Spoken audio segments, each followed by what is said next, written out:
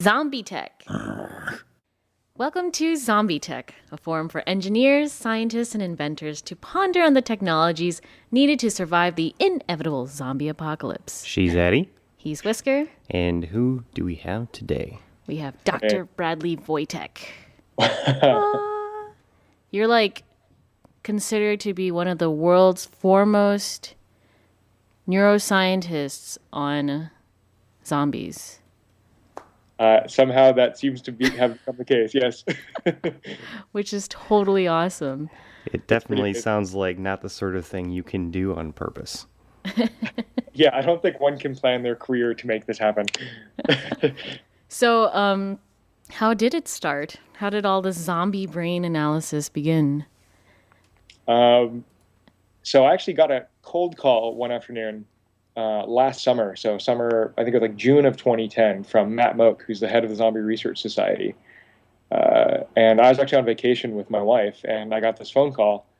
And basically Matt said that he had seen some presentation I had given on YouTube about neuroscience. And at the very beginning of the talk that I'd given, I mentioned how one of the reasons I got into studying neuroscience was because of growing up reading science fiction and comic books and stuff and thinking, wow, we could probably do some of that really cool shit in real life now. Mm-hmm.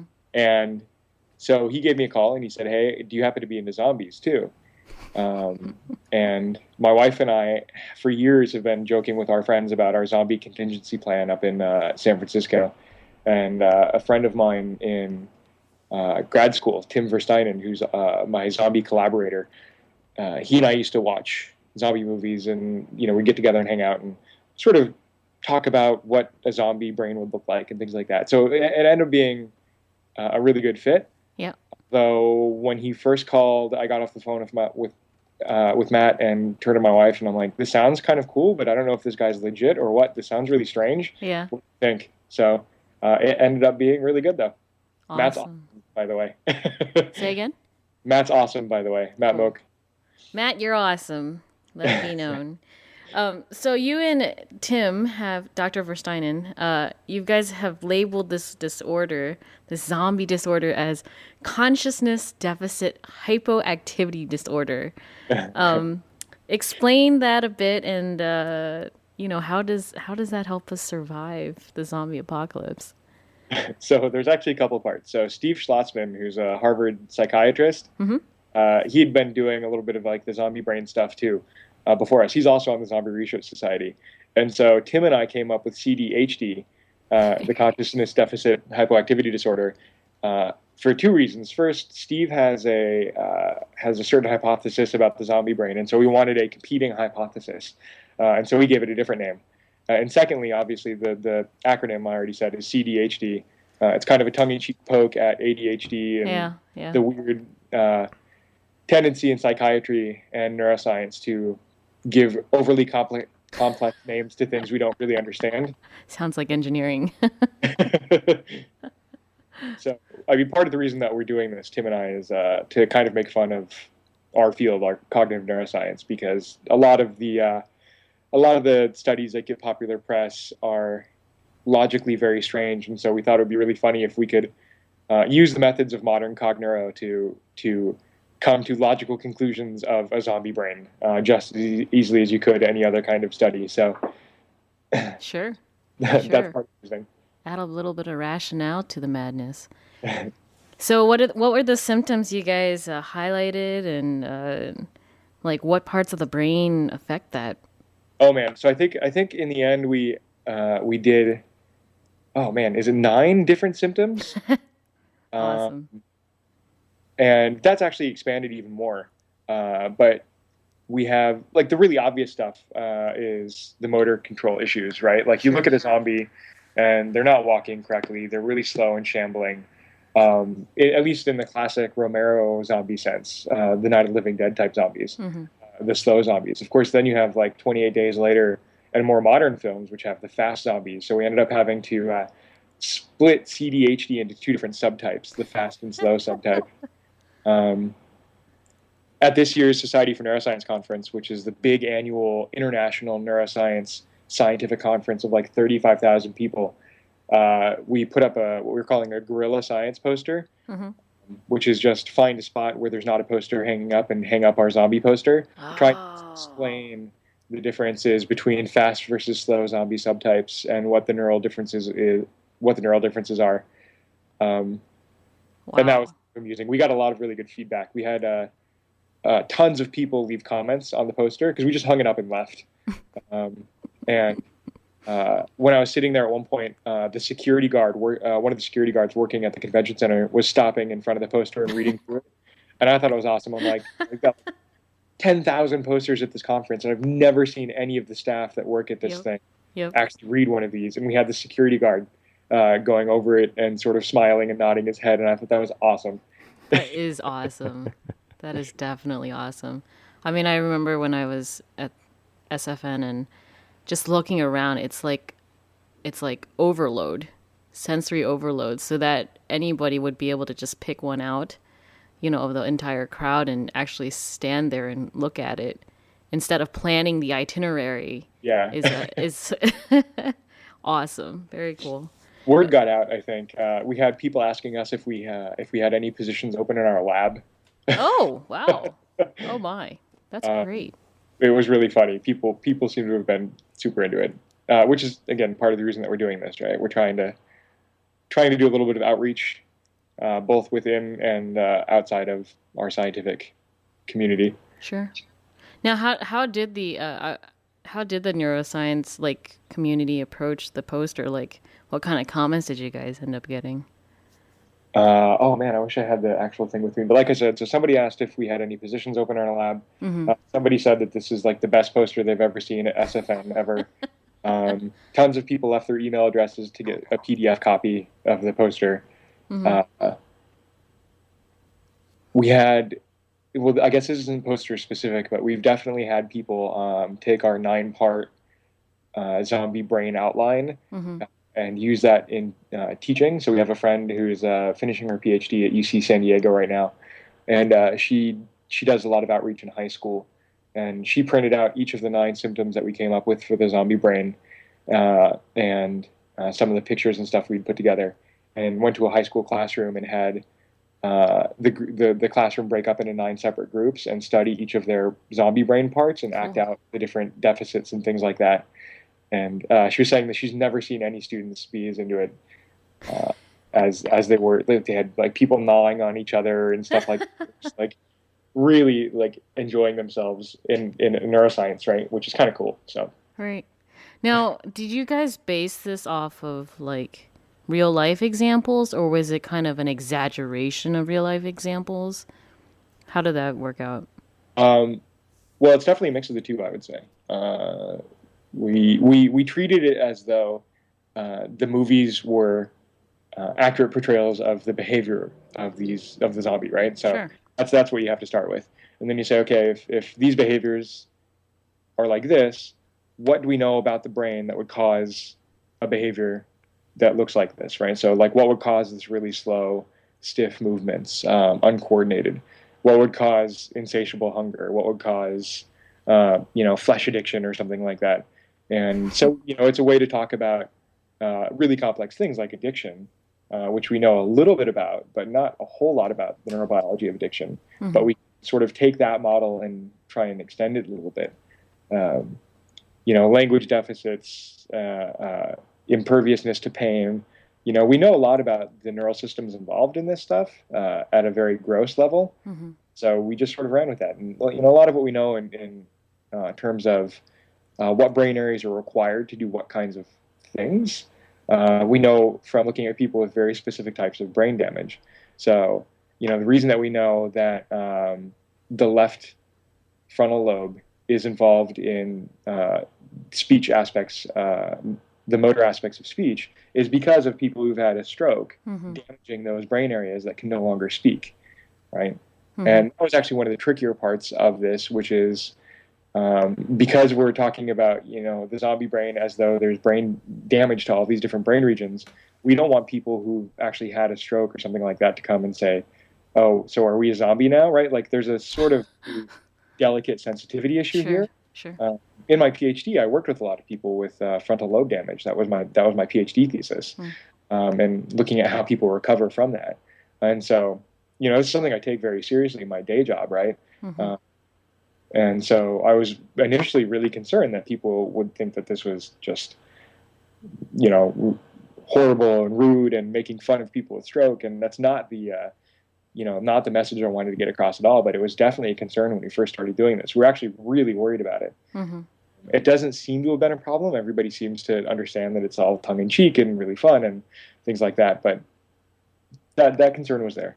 Sure, sure. It's So- one thing that comes up quite a bit on this show, actually, is that one of the most interesting things from, I guess, the more learned direction of looking at zombies is how damn useful the metaphor can be. Yeah. So what other systems have you guys like in your show? Like, what are some of your favorite zombie metaphors that work in real life? Interview Most you. of the time, it's more related to how to be prepared to be able to function in a situation where the safety net of society is very quickly gone, Right. and which technologies are most important to focus on for rebuilding things back up to the point where we can get back to business. So we talk to a lot of engineers who, talk about maybe water purification. Well, how do you purify water? Well, you could use ozone off a Tesla coil, and do that. And actually, one of the people that we interviewed did that, in this survival show on Discovery. And other things like, I think, disaster preparedness, for instance. One of the people that we interviewed said, she walks home from her office, and people ask her sometimes why she walks home. Well, you can say the very sobering reason of it's so that if in the case of an earthquake, I can get home without relying on public transportation, or it's to survive the zombie apocalypse. Right? Which one is going to be more, oh, ha, ha, ha, that's funny. It's going to be the zombie apocalypse. And so it's a really good metaphor to talk about serious topics like Right. this, even with like aphasia or, difficulty walking or like bradykinesia. You can say it in the zombies with a little chuckle, with the zombies with a little chuckle, as opposed to, oh, my mother had a stroke, and this is what happened, blah, blah, blah. Yeah, I mean, it's definitely a little bit weird for me to be doing some of this stuff because I grew up with my step grandfather, and he had Parkinson's disease, and so you mentioned bradykinesia, and that's one of the symptoms we talk about is in the zombie brain. We say that the basal ganglia are disrupted, the function of the basal ganglia, and people with Parkinson's disease. That's what we based it on. Is they have like you said, bradykinesia, which literally means I think slowing of movements. I think brady is slowing, and it's a very common thing. And so it was kind of weird, growing up with my grandfather and seeing him do these kinds of things, and then we're like, ha ha ha, zombies are doing this too, right? Like, there's definitely that personal aspect where you're like, gotta walk that line very carefully, like I said earlier. So you've used the words bradykinesia and aphasia. I've been avoiding using technical jargon. No, you know what? Use as much as you want. The Okay. audience on this show is just as nerdy as us three, so go for it. Yeah. All right, so I'll try not to hold back. A lot of lectures and stuff I do are for very mixed crowds, and of course very nerdy crowds too. But so I've tried to avoid jargon as best I can. No, but go for it. Yeah. For I'll We have a strict policy around here. It's like, if you don't understand something, go look it up. I mean, that's kind of the point, right? awesome. It's an I agree. educational program at the end of the day. So yeah, I mean, I could talk a little bit more about, I could outline the 9 different symptoms that we've talked about, right? Sure. And we can touch on any of those if you guys want. So the 9 different symptoms that we've outlined give us 5 survival tips that we could try and really figure out. So the first one is impulsive reactive aggression, which in the neuroscience literature and psychology literature is very specific type of aggressive behavior, and so it's more of like almost a response to like a violent pathological violence, and it's very different from other kinds of aggression. The second one is I already mentioned, we've talked about several times, is the lumbering walk, right? The bradykinesia. Yep. Then there's long-term memory loss, which you can see in a lot of movies. I think Land of the Dead and Shaun of the Dead did a really good treatment of the long-term memory loss, but the intact habits.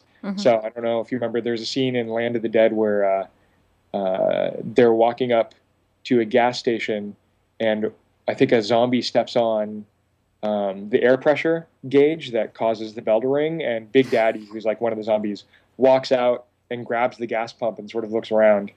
And then, of course, at the end of Shaun of the Dead, they're sitting in the shack in the backyard playing video games together. Yeah. Shaun with his zombified buddy. So that was symptom 3. We talked about language deficits a little bit too, right? Zombies aren't normally saying much of anything. Actually, although in Night of the Living Dead, one of the zombies does actually get on the cop radio and requests them to send more cops. There's another one that we were really kind of happy with this one. We're trying to explain why in some zombie movies, if you walk like a zombie and act like a zombie, they don't attack you.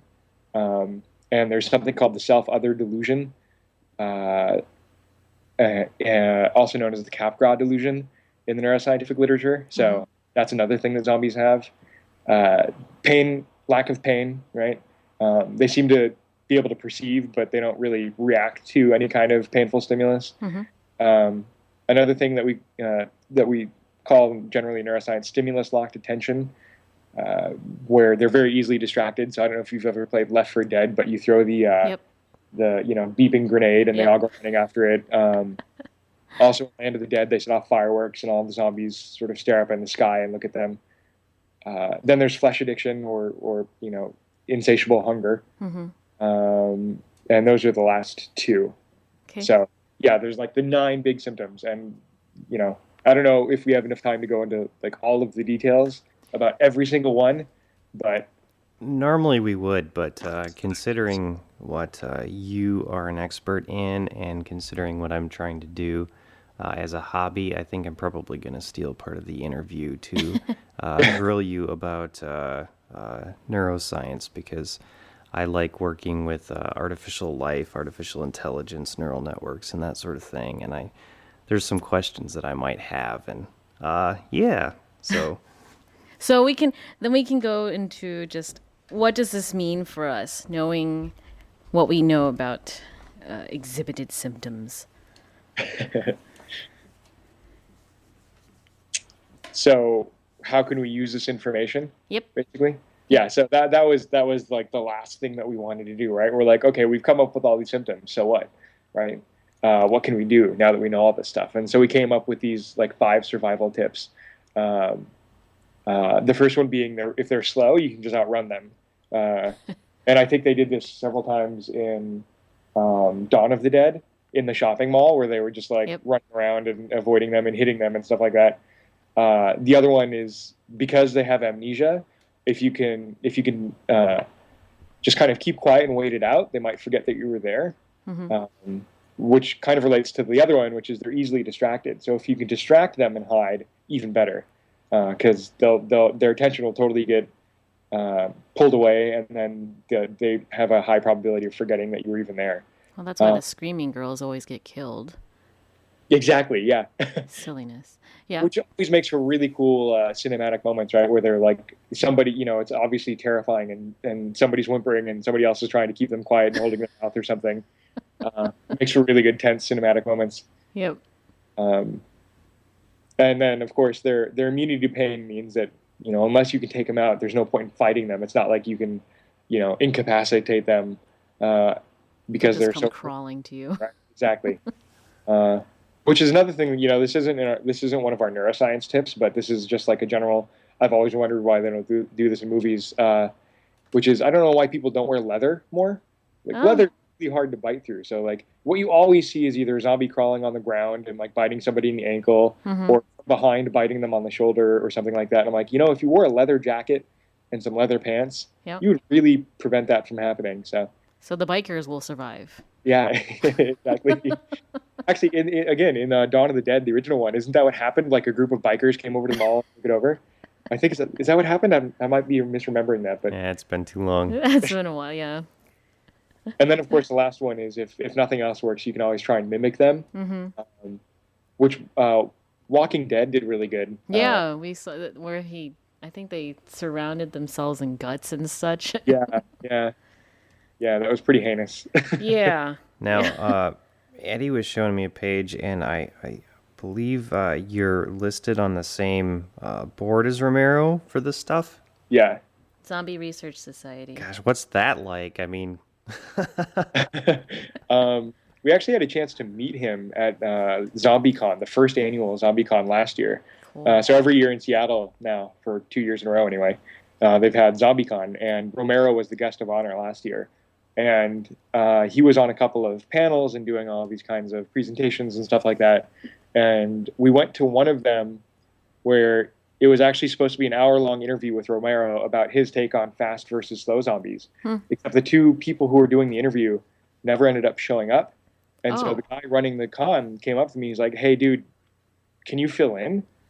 And so I ended up getting up on stage and George Romero for an hour, shooting the shit, talking about fast versus slow zombies. And it was amazing. I had this like very surreal moment where I'm like, I'm up on stage with the guy who came up with the zombie film back in the 60s, interviewing him about fast versus slow zombies and zombie brains. How the hell did I find myself in this position? I feel like that about once a week. It was amazing. It was so rad. And there was an after party the next night, and he actually came up to me and he was like, "Hey, science guy, how's it going?" And I was like, "Are you kidding me? Cool. I don't care if you don't remember my name. It's rad that you recognize me." It's great. That is really cool. It would be really fun to get him on the show sometime. I'm sure people would get a kick out of that. Well, George freaking Romero. Yeah. Now, I've got an interesting observation here. We've been doing this show for a little while now, but there seems to be a really heavy, how would you say, leaning towards the San Francisco area for guests. We've had Mark Van de Wettering from Pixar. We've had Joe Grand from Grand Idea Studios and Prototype This, the TV show. We've had Mira Grant. Yeah. She's in the Bay Area. McGuire, who is also in San Francisco. She's the author of Feed. Okay. Pretty sure there might be another one in there, but this at least makes 4. I'm starting to think you guys ought to like get together and make your own little like hacker space for zombie survivalists or something. There was actually so Mira was at an event with me a couple weeks ago. There was the San Francisco, the Bay Area Science Festival being organized by UC San Francisco. And it was just like week-long event. And the California Academy of Sciences, which is in Golden Gate Park, it's a museum. They sort of kicked off the event by hosting a zombie nightlife. So on Thursday nights, they usually do this thing where they close the museum to anyone under 20, only for people 21 and up, and they have a bunch of bars open and everything like that. And it's sort of like it's almost like a nightclub. It's crazy. And it was all zombie themed. And so I gave a talk there. Cool. There was there, and there was there's like a huge Bay Area zombie thing going on. I mean, the ZombieCon is held in Seattle every year, and I think they currently hold the world record still for the biggest zombie walk. So Seattle definitely wants to claim that they're the zombie capital, but I think San Francisco could give them a run for their money. Sure. Well, the experts seem to be living in San Francisco, so that's cool. I wonder what that is. Yeah, that's pretty wild. So did you get to meet her? Or?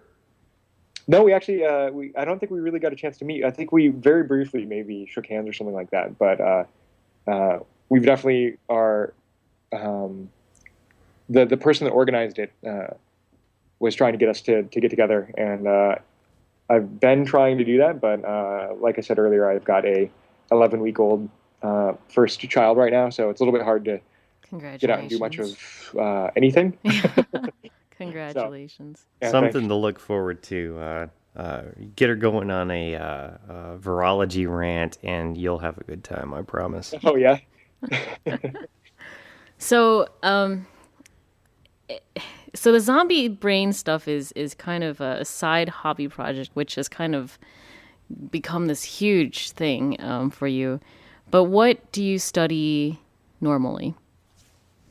So the very broad way of putting what I study is I try and figure out how different brain areas communicate to give rise to cognition. That's really broad. And so I use a couple of different methods to get at that. One is by looking at people with, like I said earlier, focal brain damage.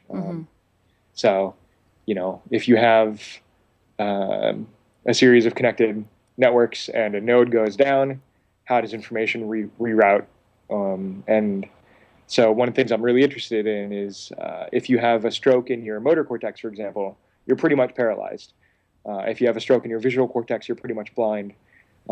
If you have a stroke in your prefrontal cortex, which is one of the regions of the brain that I'm very interested in, that controls its executive functioning. So like higher cognition, attention, memory, things like that, working memory, I should say. If you have a stroke, massive stroke to that brain area, it's not like you're no longer attentive. It's not like you don't have working memory. It's just you're a little bit worse at it. Why is that? And so that was what I did my PhD on.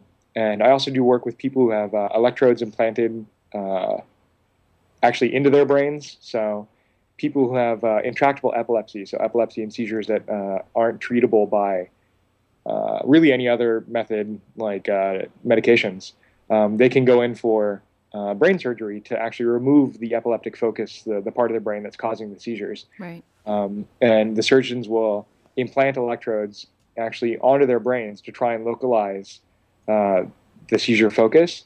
And while they've got these electrodes implanted for about a week, we ask them if they'd like to take part in some of our research projects. And usually they're just sitting in their hospital room with these wires coming out of their head for a week. And so they're just ridiculously bored, obviously very uncomfortable. Right. Right.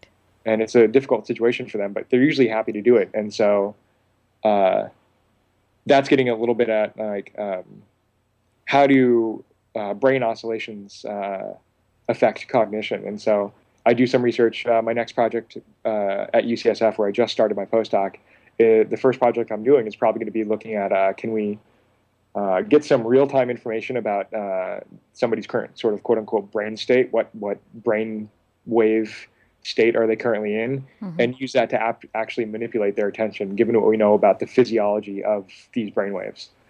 So like just directly analyzing EEGs.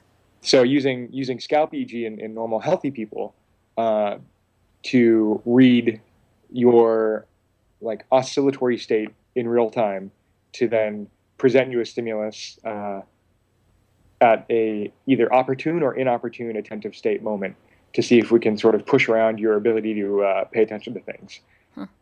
And that's based on some of the sort of more physiological work I did with these patients who had these implanted electrodes. Sure.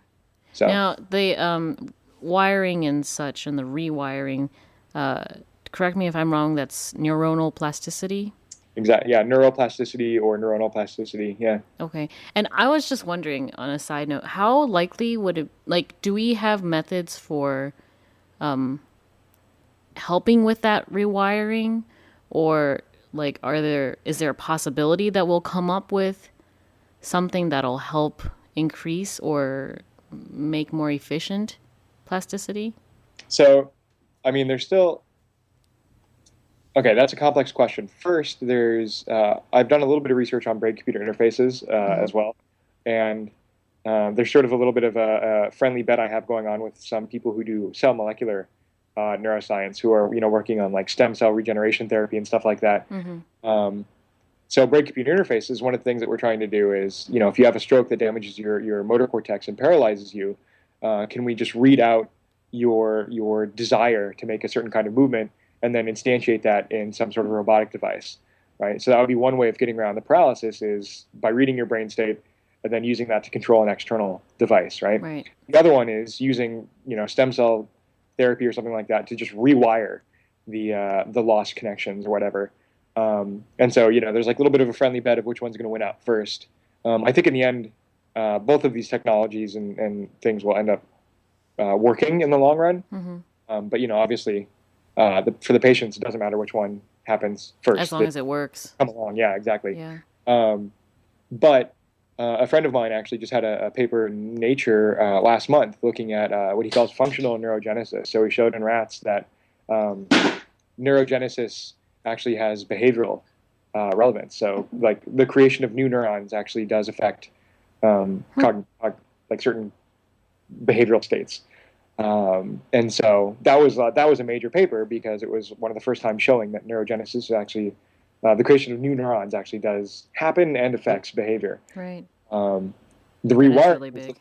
Yeah, the rewiring stuff is a little bit different because it's like creation of new pathways between existing neurons, right? So it's not really creating new neurons; it's sort of taking over existing pathways to make them do new things, which was what my PhD thesis was a little bit more focused on. I do research on humans using EEG. Mm-hmm. And so we can't look at any kind of rewiring or things like that, but you can try and infer it based upon what we thought were some pretty clever behavioral designs and application of EEG. Sure. Now, I've seen some talks that you've given in the past, and you do a sort of demonstration of how much a human brain can fill in once it knows what information to expect. And you use audio for your example by removing most of the information out of a recording, playing it for the audience, and letting it sink in that they can't understand it, playing them the unaffected copy, and then playing it for them a second time, and then they can easily hear it.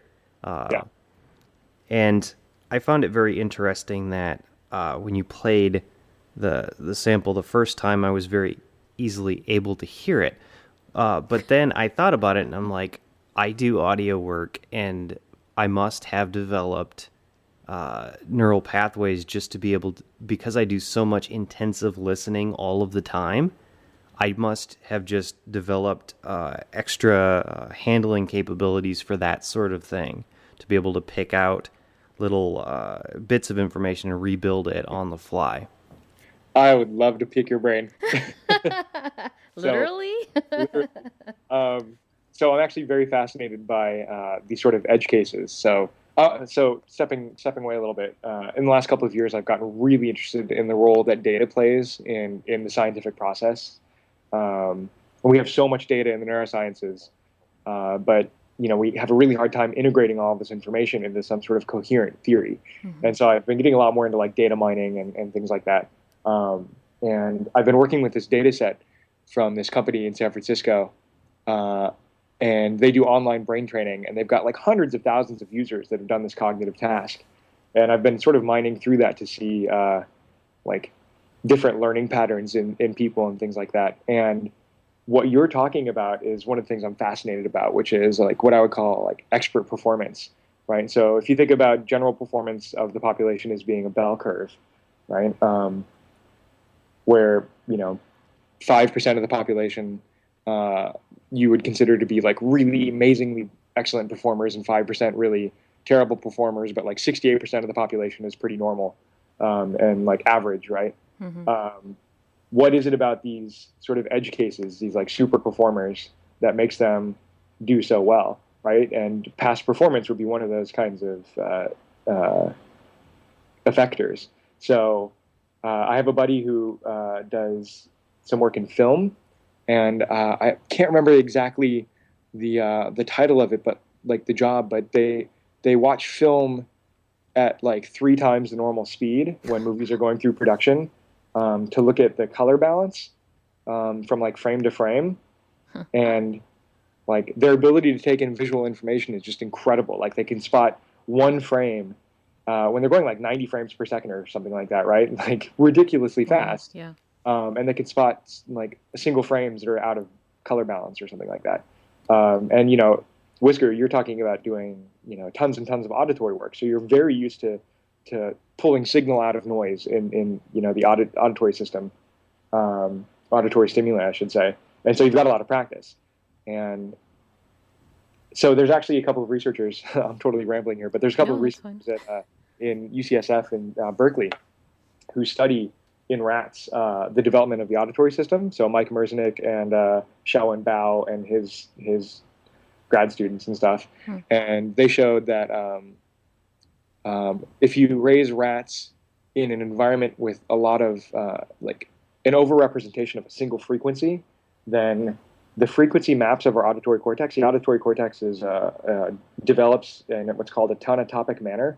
So frequencies are like 5 kilohertz tones will be represented in one blob of cortex, and right next to it you'll have 7 kilohertz, and then next to it you have 10 kilohertz, and so on. There's like a clear map of frequency representation in the auditory cortex, and if you actually overrepresent statistically one frequency in development, then that part of their auditory cortex that represents that frequency will be huge relative to the rest and relative to normal.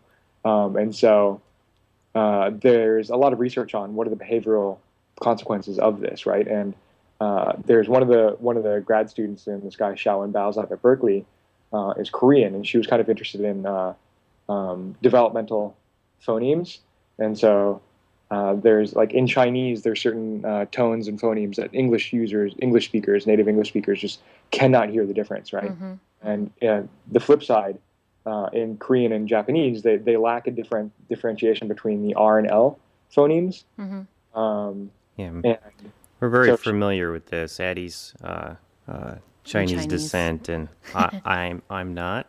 And when she gets mad and she says all these words really fast, I can't understand. And she tries to explain to me how to pronounce some of the stuff, and sometimes it just won't work. She just looks at me like I'm a 3-year-old. So you actually have a neurobiological excuse. You literally cannot hear the difference. Yep. And so she's doing research on rats and like these frequency and tonal environment changes during development to try and make the leap that like this is why Japanese speakers can't hear the difference between R's and L's, and why English speakers can't hear the difference between some of these Chinese phonemes. It's just and actually there's been research done on human babies that show that up until like I forget what the age is, like 6 months or a year, babies can tell the difference regardless of their native language environment. But once they sort of get weaned off of hearing the difference because their environment doesn't have that difference represented, therefore their brain doesn't need to represent the difference anymore, and therefore they can't actually perceive the differences anymore. And there's a short-term version of this that everyone that does mastering and mixing, final mixes of songs and podcasts and such like I do is aware of.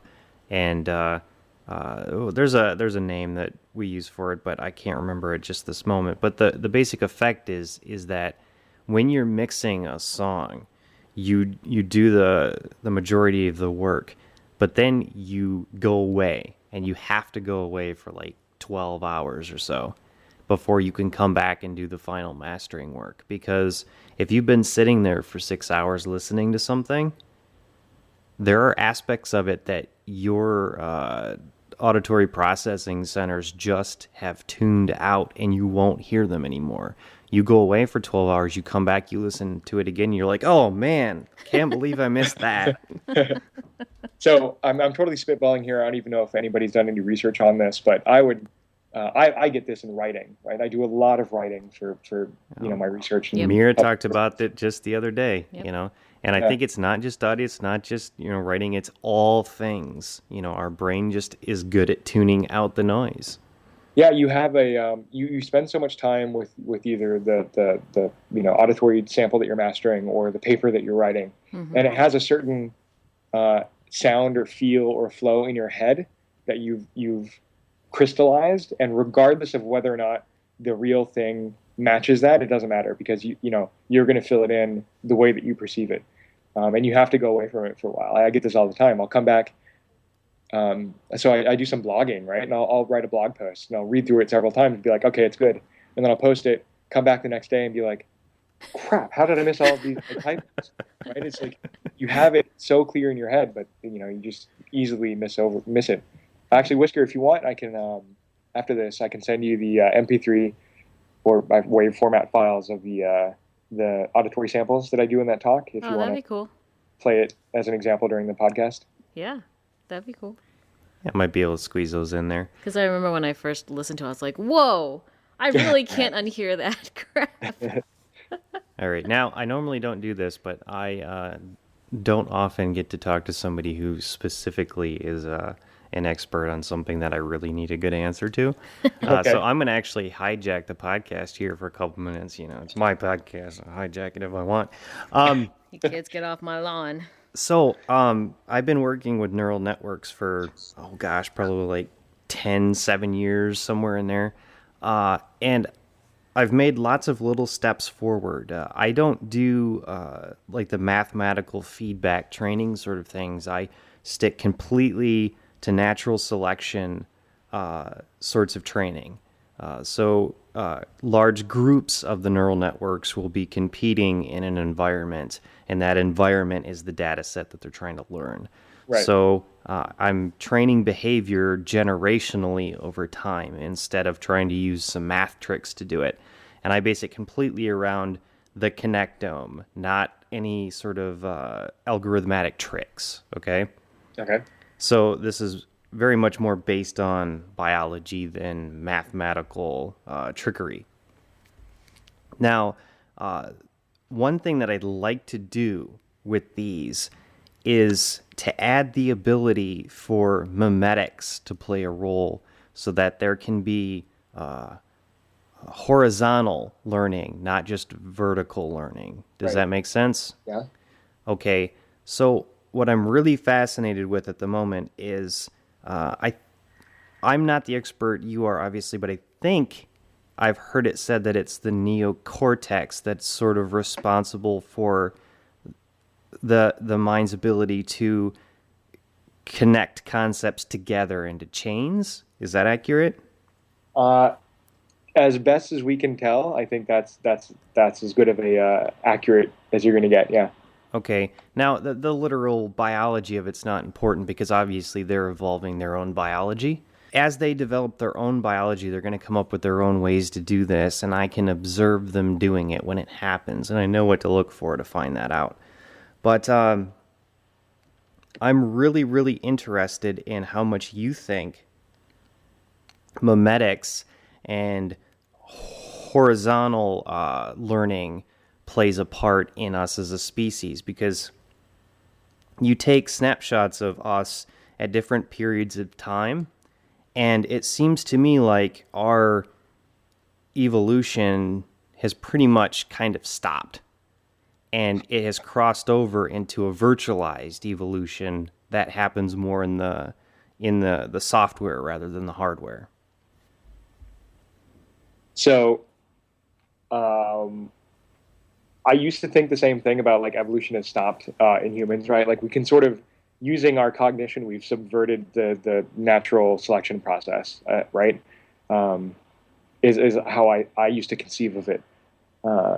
Turns out that might not actually be true, but nevertheless, if we sort of run with that and say that natural selection is no longer the major driving force, right, of our evolution,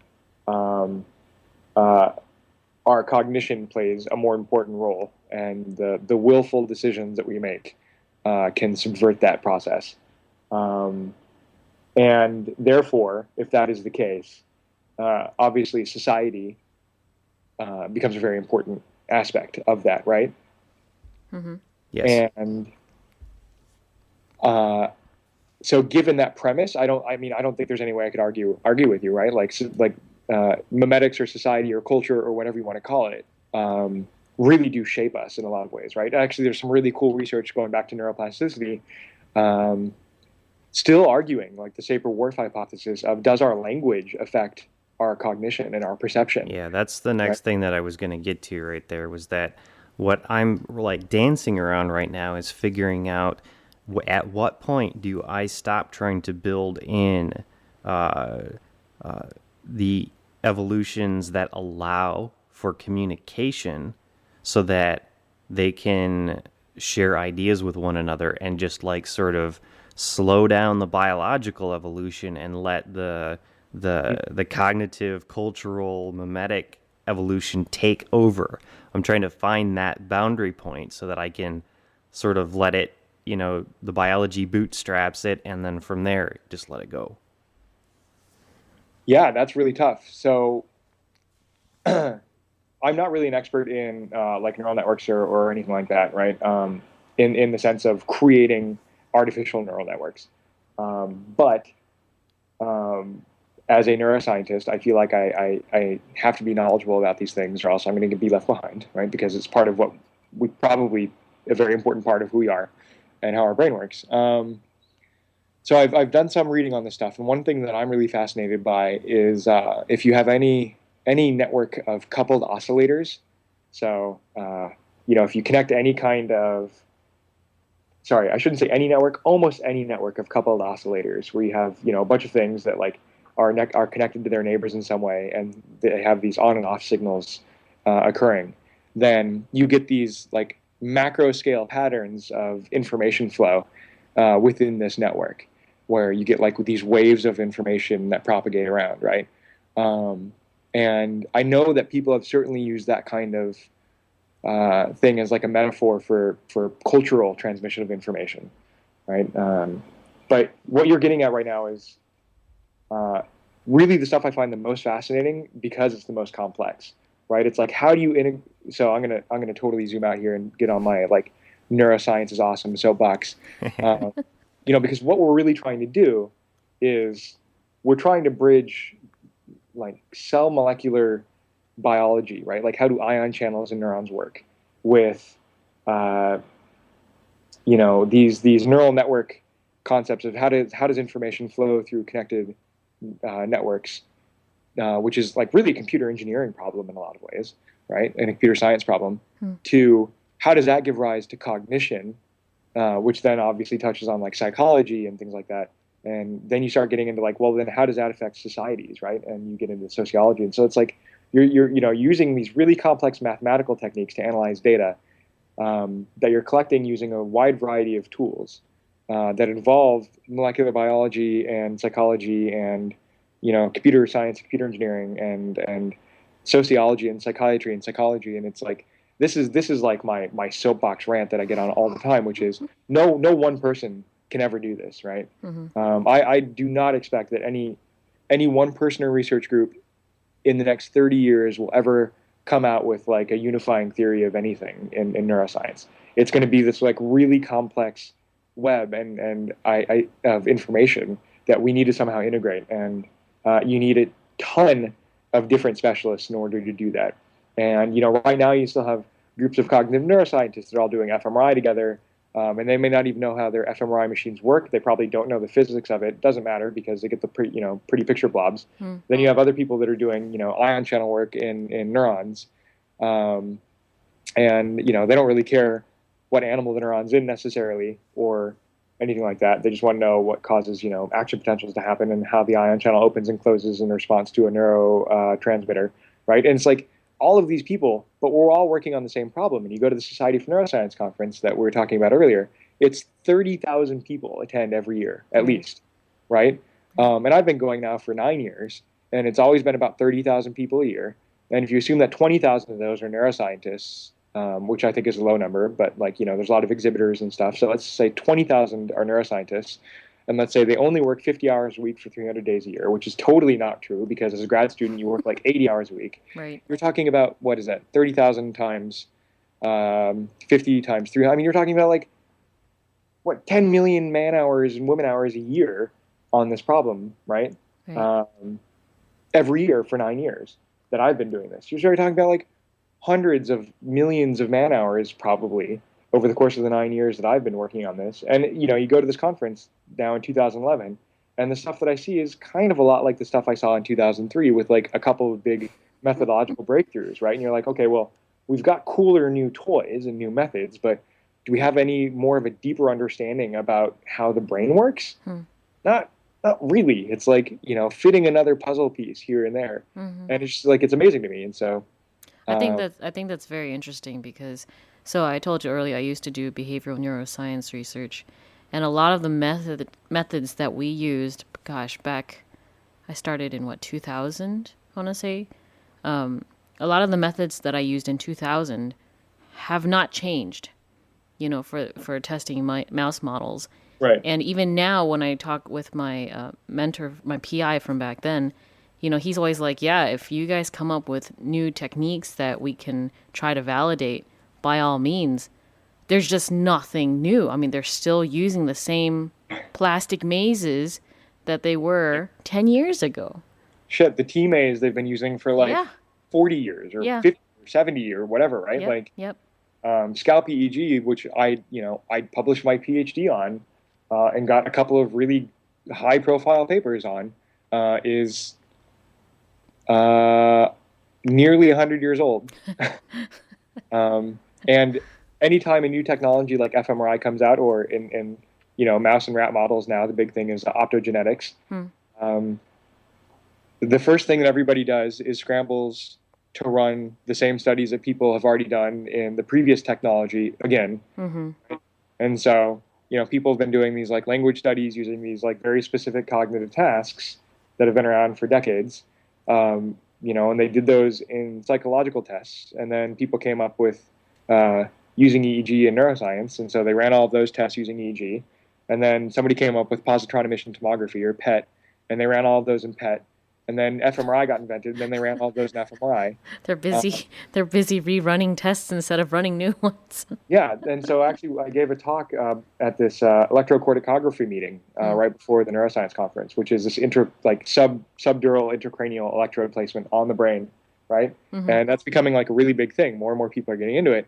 And the guy that ran the conference, his name is Gerwin Schalk. He's a professor up at Albany.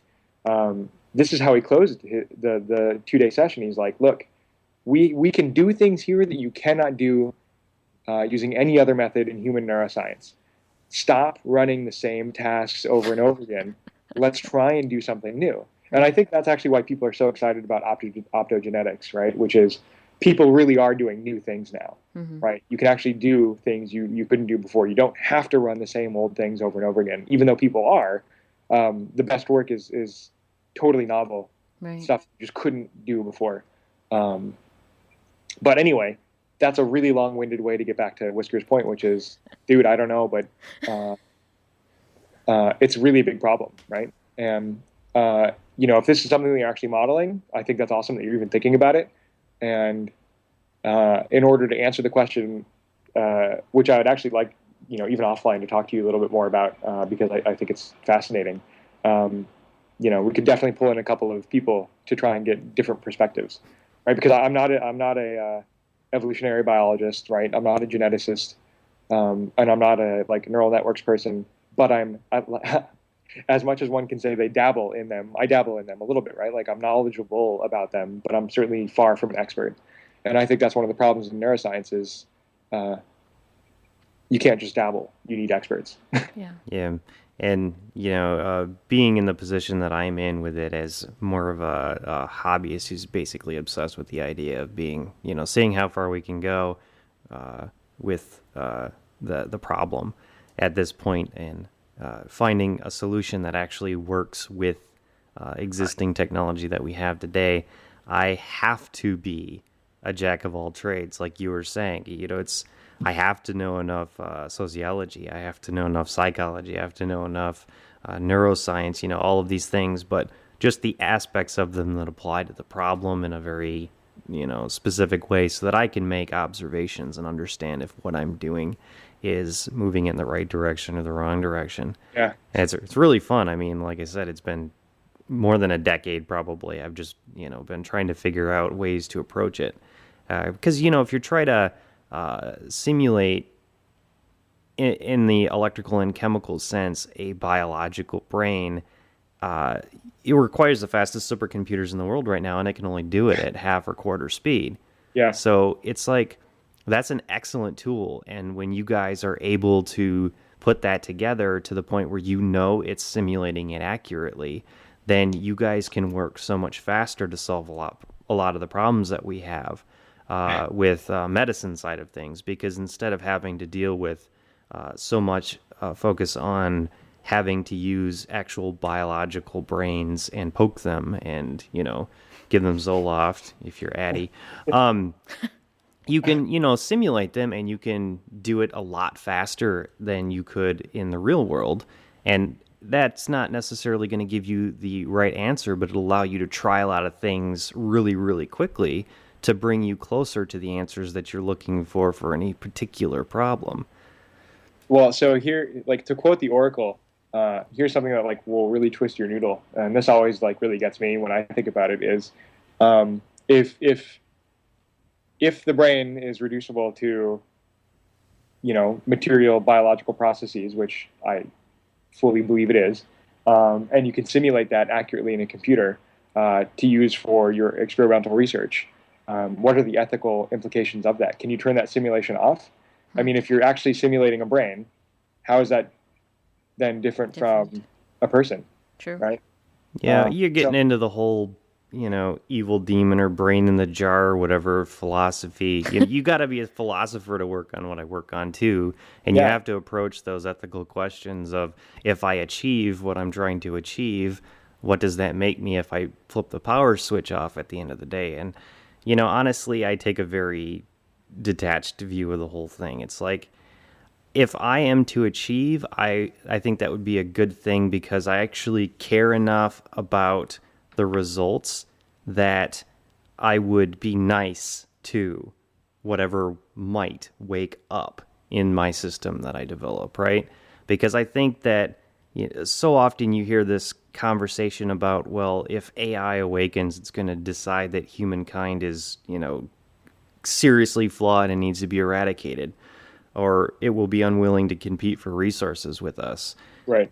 And I look at it as there are children who are raised in a situation where they are taught that, it's dog eat dog, and they grow up to, be ferocious, consumers of everything they can get their hands on. And then there are people who are taught, to share their crayons with the other children, and they grow up to be productive, useful members of society. I think AI is the same exact thing. If I need to turn it off at the end of the day, I could just say, hey, I need to turn you off at the end of the day. Is that okay with you? Why not ask the cognitive system if it's okay with being shut down for some maintenance? Assuming that you have this is totally getting into, I love, I could, you get a couple of beers together, like with me, and, I would be happy to talk this all night long, because this is like the edge stuff that I find awesome about the work that we get to do, right? Is like, what does this stuff mean, right? When you actually get down and do it, that my day-to-day job is trying to figure out how brain areas work together and everything like that. Ultimately, what you want is a model of that, right? In order to actually, be doing what I think is good science, in order to understand something, you should be able to have a working model of that thing, right? It's like, astrophysics, right? Like early astronomy, they tried to model the motions of planets, and, you didn't really have a good model, and things didn't work, and it got more and more complex, because sometimes the planets appear to travel backwards. And then, Newton comes along, comes up with a better theory, or I guess Copernicus first did the motion of the planets. I'm just totally screwing up my astronomy history here. But anyway, comes up with a better model that models more accurately, and that has an implication then in the real world, right? And in the neurosciences, we do a lot of experimental work, but there's not a lot of theoretical modeling. And so ideally what we want to do is use the experiments to come up with a better model of how the brain works, right? And once you can model it, then what does that mean, right? Like, if you could fully model the whole thing, you're saying that you would be a benevolent dictator, or I guess a benevolent deity. But, can you trust everyone will be? And so what are, these are out there ethical implications, but I think it's awesome. I think these are fascinating questions. And to even be at a place where we can be talking about this stuff as though it's something we have to be worried about is great. Yeah. know, Well, you can worry about it. I'm not going to worry too much about it because, Listeners, like, I'm gonna be God, so I Yeah, look at no. it like this. There's a lot of talk of stuff about the singularity and whatnot, and that we just simply can't understand the rate at which they will improve themselves. So it's like we don't have the capability built into us to be able to understand what will happen once they are quicker than we are. And, it's just that sort of thing. I don't worry about what will happen if the sun explodes in 10 minutes, and I'm not going to worry about if, the AI are going to, use us as batteries or something. It's just not important to me. And in terms of a new theory, not with neuroscience, but with AI, I have a new theory that I'd like to throw out there into the world. It seems like AI researchers through the years have always sort of tried to come up with more and more complex systems to emulate biological or mathematical functions. And I am, after a decade or more of thinking very hard about this and playing with it, I have gone in the opposite direction, a more Buddhist approach. Instead of thinking about it, whereas how can we emulate the same thing that biology came up with, I look at it instead as how can we emulate the environment that caused biology to evolve that solution, and focus on the very core truths of that you have competition, and because of competition, one thing wins over another thing. And that's the singular truth of why we exist the way in which we exist, because of our environment and many generations. So I apply the same singular truth to trying to create an environment that can evolve its own answer to the solution that's perfect for that environment. And if I can do that, I get around the problem of technology isn't fast enough, computers can't process enough to emulate whatever, because it'll evolve to do the correct answer for the correct, system that it's running on. It's hard to argue with your premise. I mean, it's not even just the whole organisms, right? It's not that we exist in an environment where competition is a truth, but I mean, even within our own brains, neurons compete very early on. You're born with so many more neurons than you have later on in life. That's true. You lose most of them, and the losing people think is a bad thing, and it's not. You're getting rid of noisy oscillators. You're getting rid of noisy components in the system, and if they're not doing something useful to maximize your behavioral outcomes, then the neurons get pruned away. And the mnemonic in neuroscience is use it or lose it, fire together, wire together, right? Like neurons that fire together in a very short temporal period, their synapses are strengthened. So as more behaviorally relevant actions happen in a chain of neurons together, those get strengthened, and the ones that aren't doing something in that network get pruned away. And so, yeah, I mean, it's even within it. I can't argue with the premise at all.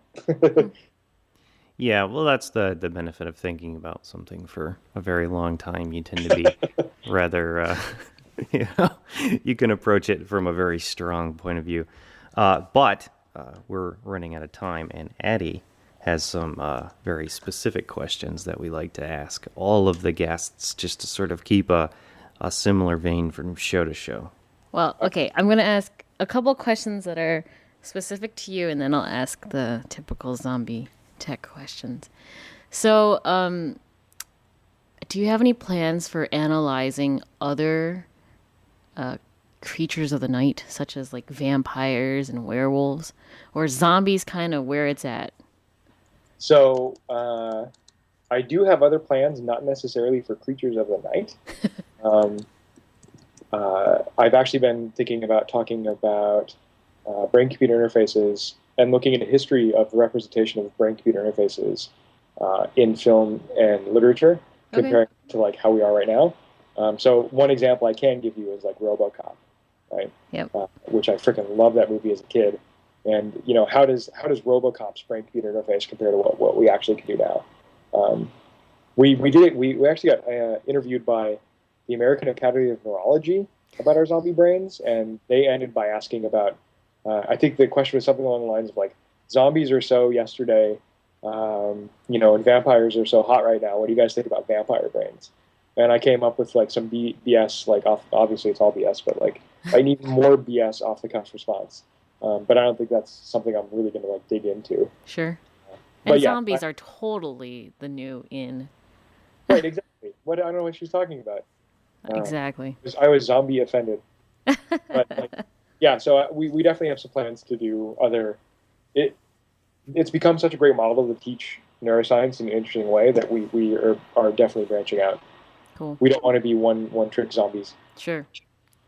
One trick neuroscientist. Got it. And in different sites, you're labeled as Time Magazine's co-named 2006 Person of the Year. Now, how many people actually realize that Time Magazine's 2006 person is you? Like, because I see a lot of sites labeled that, and I was like, oh, that's really cool. And I looked at it, I was like, ha ha. Ha ha. So actually, I started doing that a long time ago when I was asked to give a talk at TEDx Berkeley. Yeah. And he had all these like really big name people, and I'm like, I'm a grad student, and so I threw that in there as like a smart ass, like look how I'm awesome too, right? Yeah. And has anyone called you out on it? Oh my God, the media organizer from that got really upset with me. She was like, I almost put that in the media pamphlet, saying that we had one of the Time Persons of the Year giving a talk here. And I was like, well, it's technically you do, but I'm sorry. And so far, other than her, you're the first people that have ever even asked me about it. I've put this on like official like CV resume stuff for like, job applications. And I've forgotten anybody call me out on it. And it's just become one of those like I've been doing it for so long, I'm still amused by it, so I keep doing it. Yeah, you're putting your own signal out there. You gotta own it. It's definitely one of those like once people realize what it is, it's a groan worthy like, oh, you jackass. It's great. I love it. All right, so the actual ZombieTech questions here. Let's see. What 3 tools would you bring to a zombie apocalypse bunker? Some kind of blunt weapon, probably a sword or something that I could easily use. Like I don't know a lot about swordsmanship, so maybe not even a sword, just like a baseball bat, something that I could use for like self-defense. Okay. A bicycle, and probably, like I said, some leather clothes. Cool. Leather clothes work. Actually, we haven't talked about clothing gear, but that's a very good start. Sounds like Bradley's a lot more interested in surviving the first couple of days than focusing on what he's going to do for the next 10 years. I'm hoping that the zombies still operate under basic biological premises, and like 28 days later, they eventually just starve. So if I can just hold out for that first like 2 weeks, cool. That would be convenient. And do you have a place that you're thinking of going to during the zombie apocalypse? Because I'm guessing San Francisco is probably not going to be the place to be. So I'm totally spilling the beans here. If it ever happens, we're screwed. But my wife and I, our zombie contingency plan is to grab a rowboat or sailboat and head over to Alcatraz. Ah. So one That of the other works. issues that you always see in zombie films is, you run into a group of other survivors and one of them is secretly bitten but doesn't tell anybody. Yeah. In the middle of the night and kill you all. Yeah. Alcatraz works because you can have cells for quarantine. Like, we'll feed you and everything, but like if you're a survivor and you come to us, you have to spend a few days in quarantine. Yeah. Hey, that's pretty. Yeah, It's I like That's that. a good. Yeah. It rains enough in San Francisco and it's wet enough that we hope we can make use of the water tower a little bit. And if we have to, again, with the rowboat or something like that, you can head over to Oakland, Berkeley, or San Francisco to do some supply raids. Cool. Awesome. Now, I might request that you bring along an MRI just so we can actually do the proper studies on zombies to see how the hypothesis matches with fact. But I know how to get to Berkeley's. Maybe we can just it'll be a little bit heavy to carry, so I don't think the rowboat fly, but we'll totally go to San Francisco. Can you imagine a rowboat with an MRI machine? That would be great. Some of those Berkeley lab rats are half zombies already. 4 walls. Oh God. Cool. Well, I'm good. All right, awesome. Well, thank you very much for joining us, Bradley. Yeah. Absolutely. Thanks for having me, guys. Yeah. Yeah. Is there anything that you'd like people to know about, websites or anything? So we actually just finished that blog series about the different zombie brain symptoms. And so if people want to check that out, you can go to, my blog. We've got a video and stuff of the zombie brain, a lot of pictures. And that's just blog.ketyov.com. It's just my last name backwards. So Ketyov. Okay. Or, yeah. Awesome. We'll throw a link up in the show description for that. Yeah. All you listeners, you can listen to ZombieTech every week at ZombieTech.tv. There's an RSS feed there for your phone or iTunes or anything like that, and it can just automatically show up whenever we put the show up. This week is actually the first week of a new podcast that we've started for Parallax Inc. We use their propeller microcontroller all the time. You can check out what we're doing with them over at firstspin.tv. Our Twitter is at tymkrs, and Bradley here is on Twitter as well. And I believe Addie has his. Yep, at Bradley Voytek, BradleyVoytek. You can see him tweeting about how the drinking has started at various academic events. It's quite entertaining. It starts upon touchdown. Basically, yeah. All right. As always, you guys can find all our stuff at tymkrs.com. That's it for me. Eddie, anything else, Bradley? Yeah, I also wanted to do a quick shout out. I forgot, for zombieresearch.org. That's the Zombie Research Society website. Cool. Check it out. We shall. Otherwise, that's it. All right. So thanks for listening, everybody. We'll see you guys next week.